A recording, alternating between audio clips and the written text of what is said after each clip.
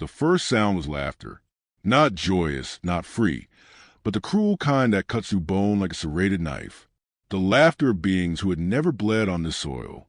Their armor glowed faint green in the twilight, their helmets polished like mirrored skulls. 3 boys lay at their feet motionless, limbs sprawled in the dirt road of a forgotten town. The alien commander tilted his head, voice layered with a strange metallic resonance. So fragile, so replaceable. From the window of a burned-out house, Elias Kane listened. He did not move, not when the commander laughed again, not when a boot nudged the smallest boy's shoulder, just to watch the body roll. Elias's hands shook, though not from fear. He had seen fear before. He had trained men to master it, to burn it into fuel. But this shaking came from something older, heavier. Guilt. He had taught those boys how to trap rabbits, how to light fires in the rain, how to keep silent when patrols passed. "You're Green Beret, right?" one of them had asked weeks before. His voice had cracked in that way only half-grown boys' voices do. Elias had given a half-smile. He always used to mask discomfort. Not anymore. He remembered how their eyes had gleamed as if being was meant he could still bend steel. He had lied without words, simply by allowing them to believe. Now they were gone. His jaw tightened until his teeth ground like gravel. He pulled back from the shattered window, shoulders against cold stone. Outside, boots crunched gravel, alien voices barked, plasma rifles hummed. He should have done something. He should have been there sooner. But it did not matter. The fact remained. A weight shifted in the darkness beside him. 2 red eyes glinted, followed by a low, guttural growl. Rook. The honey badgers for bristle like knives. His bulk pressed low against the floor. Elias scratched the animal's head absently, grounding himself in a familiar rhythm of coarse hair under his fingers. Rook snarled again, snapping his shadows, eager to fight. Elias whispered, "Not yet, buddy, not yet." The soldiers marched off, carrying their cruelty with them. Only silence remained, heavy and suffocating. Elias stepped outside, boots sinking into dust that smelled faintly of ozone and blood. He crouched by the boys. Their faces were still, astonishingly still, as though sleep had stolen everything human from them. His chest ached, but no tears came. He had used up tears years ago, in jungles far from home, but his men had fallen one by one. His voice rasped as he spoke to the bodies. "I told you to hide deeper." His throat closed. "That one's on me." By morning the whole town knew. The gossip moved faster than fire in dry brush. In the tavern, in the grain silos, in whispered corners, people said Elias Kane had failed. Some said he had trained the boys poorly, others that he had abandoned them. Few remembered the countless times he had shared food, medicine, or advice. Memory is cruel when fear drives it. Their eyes followed him with accusation when he limped down the main street, Rook at his side. Mothers turned their children away. Old men spat in dust. He did not answer. He carried their scorn with the same grim endurance with which he carried his scars. At noon, the alien commander returned. Not to fight, not to burn, but to speak. His image appeared on every crack screen and every abandoned monitor in town. He mocked humanity's primitive warriors, announcing the execution had been broadcast across a galactic network. "Earth breeds fighters like weeds," he said, voice echoing from the sky. "But weeds burn. Their warriors are obsolete, their weapons laughable, their children unshielded." The tavern filled with silence. Every man and woman lowered their eyes. Everyone except Elias. He looked straight at the screen until the commander's mask seemed to look back. And then, without realizing, he smiled. A small, crooked smile that tasted of blood and defiance. The commander's words have been wound, but wounds are openings. And through openings, vengeance can slip like smoke. That night he dug. Behind his cabin, beneath a twisted oak, the ground gave way to a steel locker. Inside lay relics. A battered rifle wrapped in oilcloth, a set of knives honed thin as whispers, a vest stitched with faded patches. And duct tape. Always duct tape. He held each item with reverence, as if reacquainting himself with old comrades. When he strapped the vest across his chest, something ancient awakened. Not just training, not just muscle memory. Purpose. Rook padded beside him, eyes gleaming. Elias scratched his ears, murmuring, "They wanted monsters. Guess I'll oblige." The days blurred. He moved through forests like a ghost, stalking patrols, studying their weapons. Their drones hovered sleek as hawks. Their rifles spat blue lightning. Their exocets gleamed. He had no illusions. His rifle was a relic, his explosives homemade. He was one man, one beast, against them all. Still, he kept moving, learning, memorizing. At night, he listened to town gossip through broken walls. "He's going to get us all killed," one man said.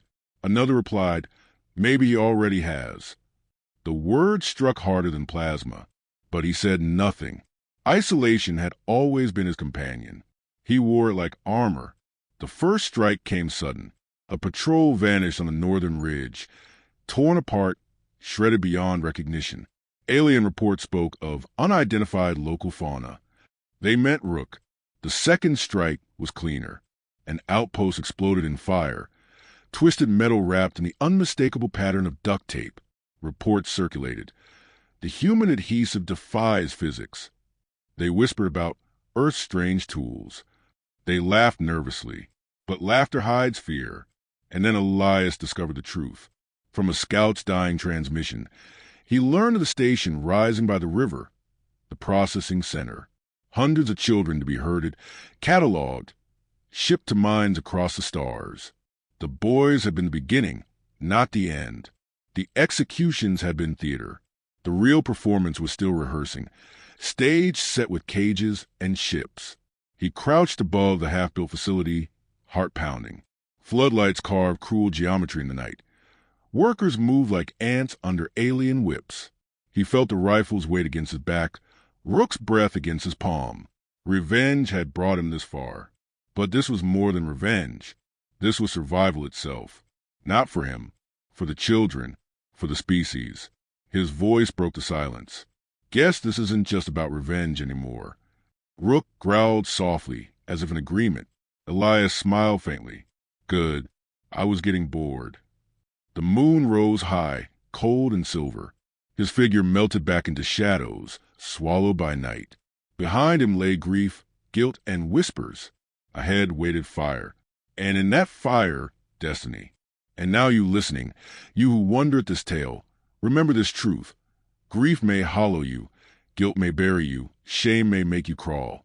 But when cruelty takes children, when arrogance mocks survival, even the broken rise, especially the broken, because the world underestimates silence, scars, and shadows.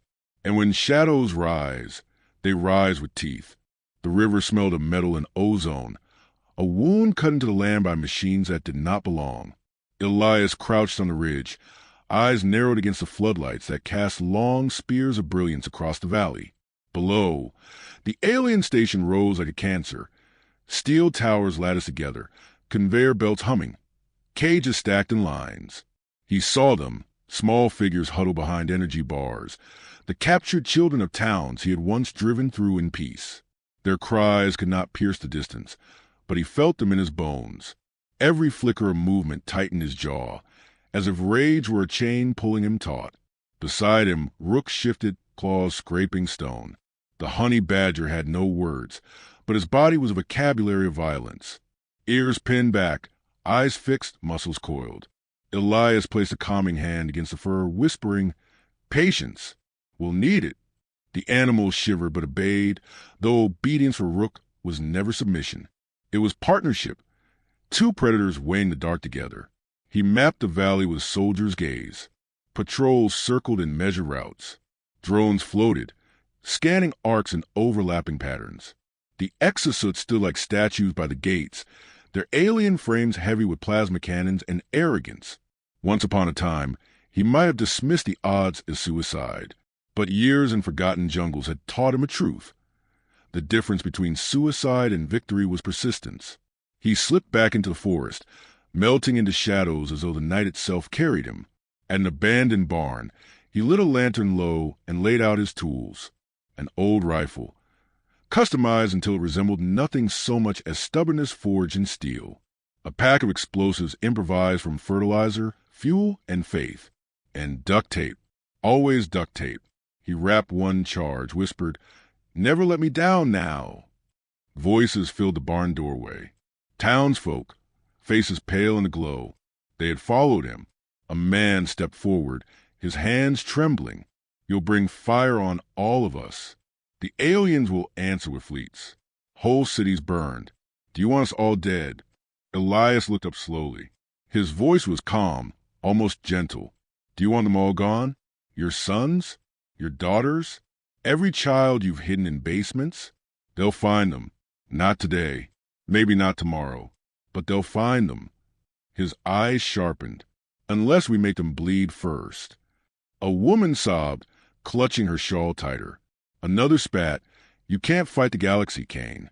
He said nothing. He didn't have to. Rook snarled from the shadows, and the villagers scattered, muttering curses and prayers.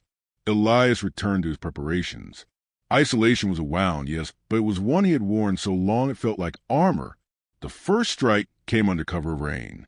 He crept along the river, the storm masking his footsteps. A guard post flickered with alien blue. Elias slipped close, blade in hand. A swift cut, a muffled gasp, and the sentry collapsed. Rook slithered past him, a streak of fury low to the ground. Another scream, short, strangled, then silence. Elias planted explosives at the tower's base and withdrew.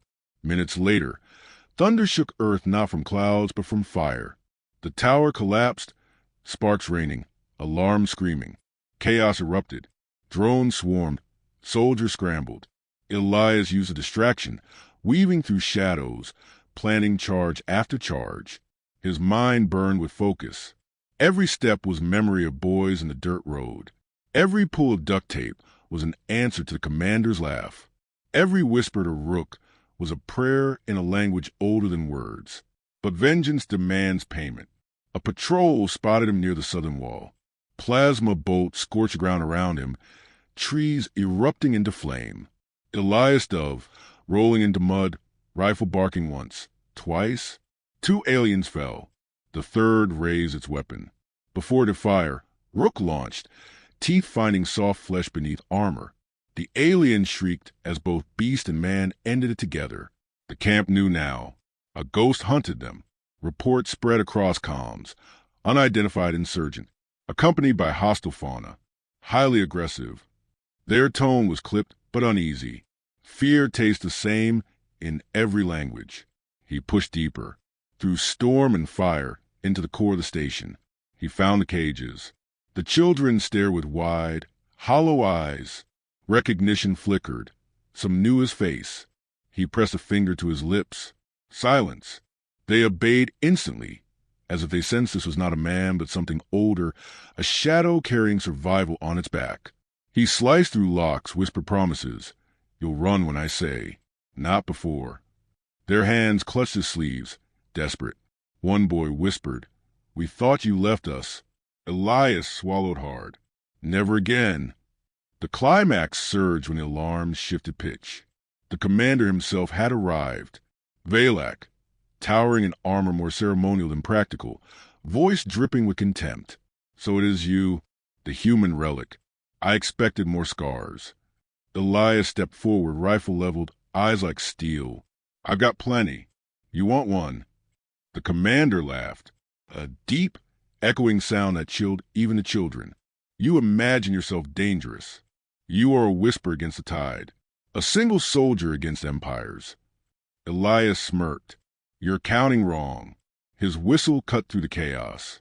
Rook dropped from the rafters like a thunderbolt, claws tearing into one guard, jaws locking on another. In that moment, chaos bloomed. Elias fired, moved, planted charges, every step precise. The children scattered as he'd ordered, vanishing into the storm. The commander roared, firing plasma bolts that seared holes into walls. Elias barely ducked, the heat singing his skin. He hurled a charge, duct tape glistening in the firelight. It stuck to the commander's chest plate. For the first time, Valak's laughter faltered. "What is this?" Elias grinned, teeth bloody. "Duct tape, stronger than your gods." He triggered the detonator. The blast threw bodies and steel into fire. The commander's scream tore through the storm, a sound of arrogance breaking. Elias was hurled back, landing hard. Pain lanced through him, white-hot, but he pushed up, coughing blood. The station's towers buckled, flames spreading, alarm shrieking. Rook limped to his side, for scorched but eyes still burning. Together, man and beast staggered through wreckage toward the forest, leaving destruction behind them. Behind him, the cages were empty. The children had run. Ahead, the forest waited like a cloak. Between them, fire carved truth into the night. One man, one beast, had struck the galaxy with defiance. And now you listening, you wonder if defiance matters. Remember this truth. You are not measured by your odds, nor by the size of the enemy before you. You are measured by the children you save, the lives you shield, the scars you carry. Empires may laugh, commanders may mock, fleets may descend.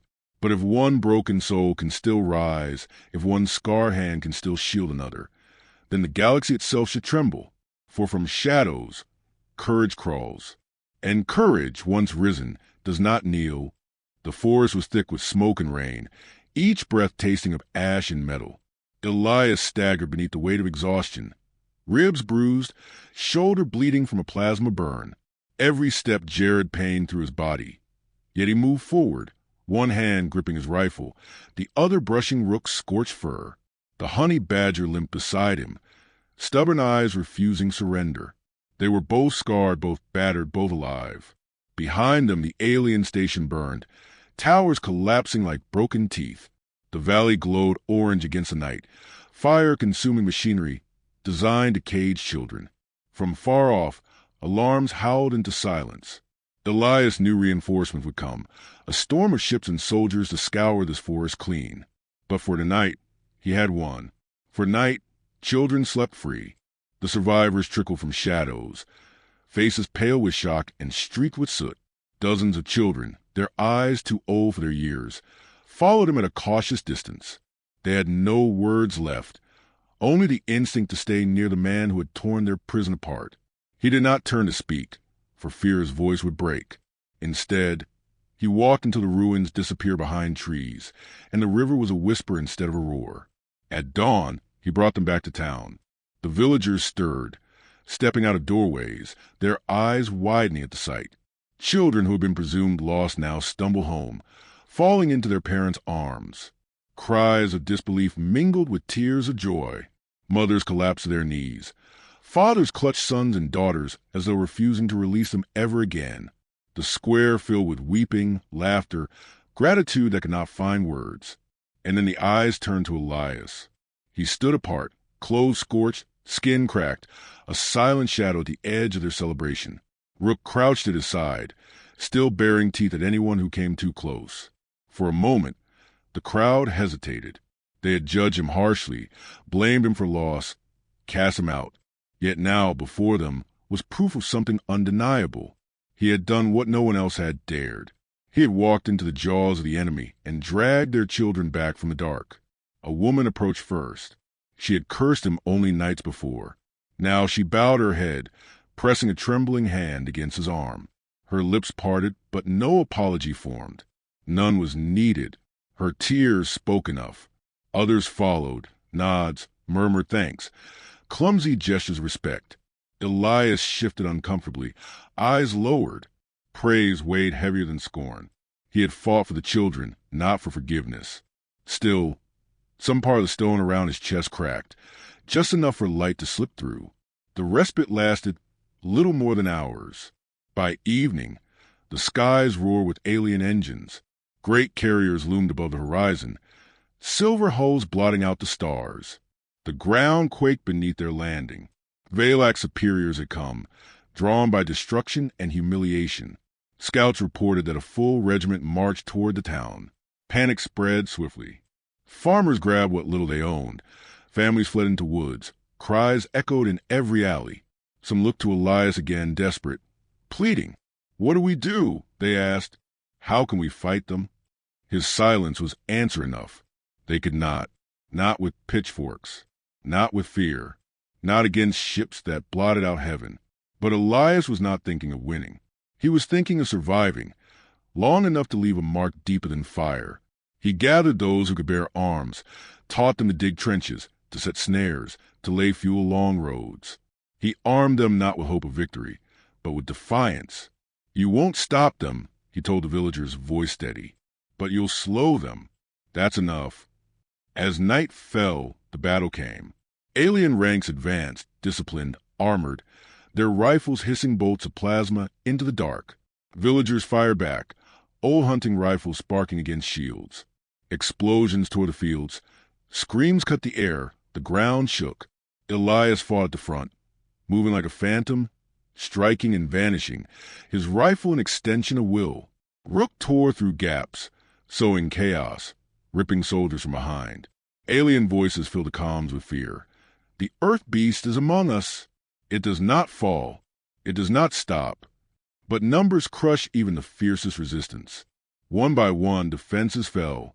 Trenches collapsed. Fires burned out. Men and women dropped into silence. Elias knew the end was near. Still he fought. Every breath was a refusal. Every step forward was an insult hurled at the galaxy. He planted one last explosive, taped quick, teeth gritted. Plasma fire struck his side, throwing him down. He gasped, vision blurring, the world spinning red. The commander of the new regiment strode forward, armor shining, eyes gleaming with arrogance. He raised his weapon at Elias's chest. You thought you could defy us. You are dust human, nothing more. Elias coughed blood, grinned despite the pain. Funny, dust is the one thing you'll never get rid of. His thumb pressed the detonator. The world erupted. Flames swallowed the field. Alien tanks flipped like toys. Towers collapsed in showers of sparks. The commander's cry was lost in the roar. Smoke billowed high into the night, visible for miles, a beacon of defiance carved in the sky itself. When the fire cleared, Elias lay broken, body barely holding breath. Rook limped to his side, pressing close, teeth bare at the shadows. Children and survivors rushed forward, their hands lifting him, voices calling his name. He could not rise, but he smiled faintly, eyes closing as whispers reached him. Not curses, not doubt, but gratitude, awe, respect. Far away, in alien halls of power, his story spread. Reports called him insurgent, terrorist, savage. Soldiers whispered another word, ghost. The man who rose from grief, who brought a beast from nightmares, who defied an empire with duct tape and fury. They did not understand him, and that was enough. And now you, listening at the end of this tale, remember this truth. Strength is not born in perfection, nor in numbers, nor in the polish of armor. It is born in scars, in grief carried long enough to become steel, in the refusal to kneel when all logic says collapse. Empires mock, armies march, but one wounded heart, one defiant breath, one hand that still lifts others from cages. These are the sparks that burn down empires. So rise, even broken, especially broken. For the galaxy does not fear perfection. It fears the stubborn soul that refuses to die.